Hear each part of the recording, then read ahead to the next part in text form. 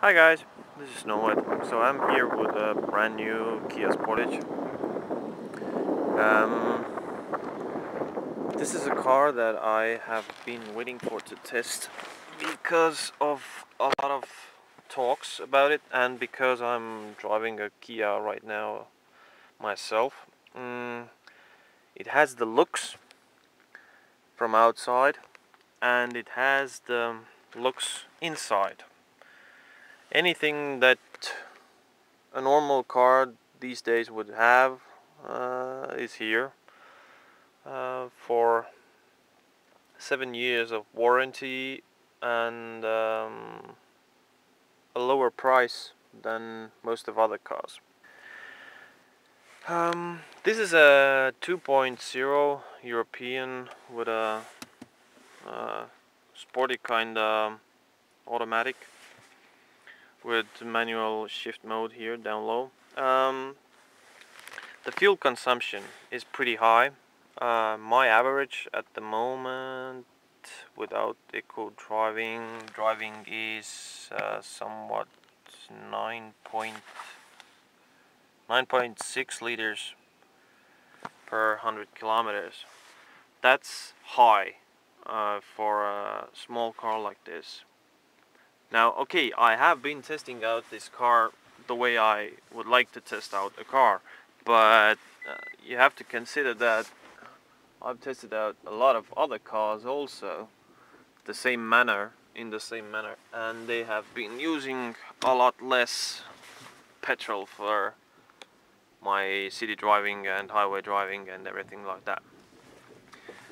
Another thing to consider, if you need to drive on a road like this, that's a gravel road, pretty big gravel road, this car is not good for that. It has big wheels, fat tires at the moment, winter tires on. It's pretty rough ride. It's a sporty kind of ride and maybe more suited for city driving and good tarmac roads. As from inside, you get nice buttons. Build quality is pretty good. Radio buttons here, cruise control, cancel, resume, windscreen lights as usual, windscreen, wipers, front and back as standard, always. Cubby holders in the center console, iPod connection, auxiliary connection, heated seats. I think it's an optional extra from some trim level. It should be standard. Cooling inside the glove box and lights up in here, mirrors, everything. That's nice. Oh, and the push button light over here. That's really nice touch. That's really nice touch. As from the size, front seat very adjustable. Wheel is covered with leather. It's pretty good. It's a good size steering wheel. And it's pretty comfortable here in front. You have good leg room, pretty much space down there also to put your leg. Yeah, that's nice. Now let's go to the back. On the back seat, when my seat in the front is adjusted to me, this space is adequate. I would say it's quite lovely back here. You have all button operated, rear seat heating, that's an extra I suppose. Armrest in the middle, cubby holders, and very small rear window and very large sides, both sides, and the head side is pretty low so you can bang your head on it, but it's soft and Suppose you have airbags all around. Yeah, you have airbag signs over here and everywhere. So that's fine. Let's check out in the back. Now this is the boot. When you open it up, you have a nice cover. It's leather-like plastic. It's with some nice aluminum finish here. Sportage original additional wear. You have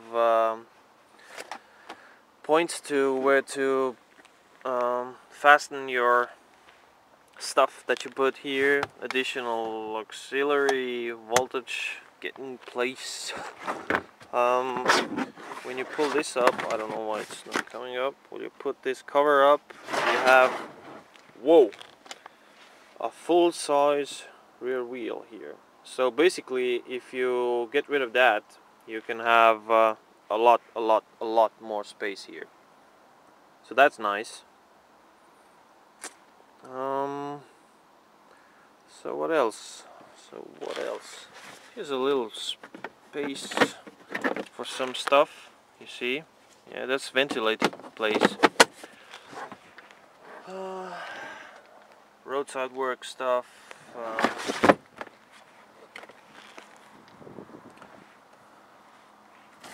Quite nice finish. I suppose you can get some metal touches to this.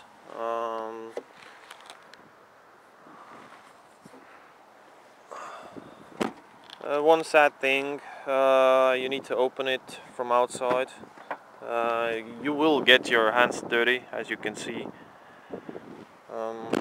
Maybe not the best solution for the rear hatch.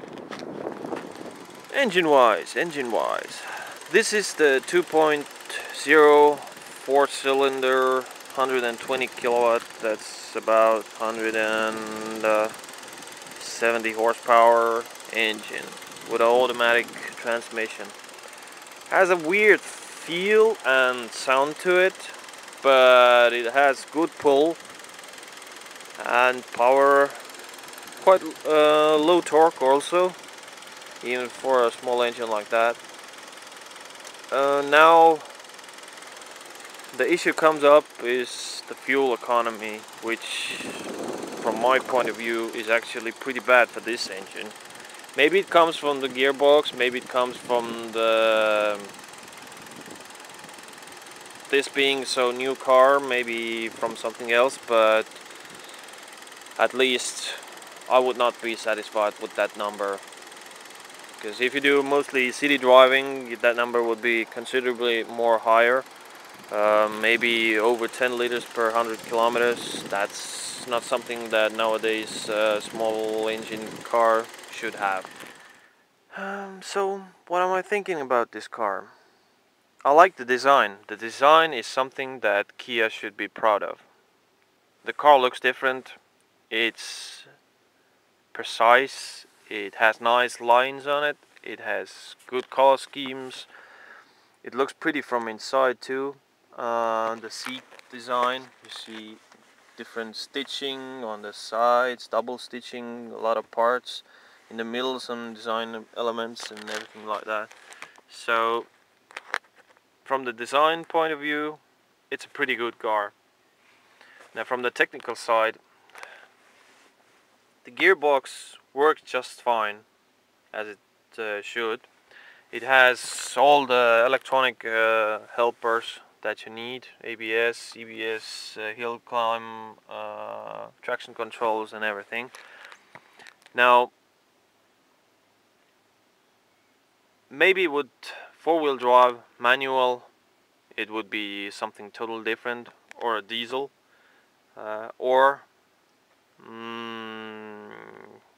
or maybe time will tell, and if the engine works in properly, then it will consume considerably less fuel. But at the moment I would say that compared to Mitsubishi ASX, or in Europe in Europe it's ASX, in US it's Outlander Sport, and compared to maybe Nissan Juke, which has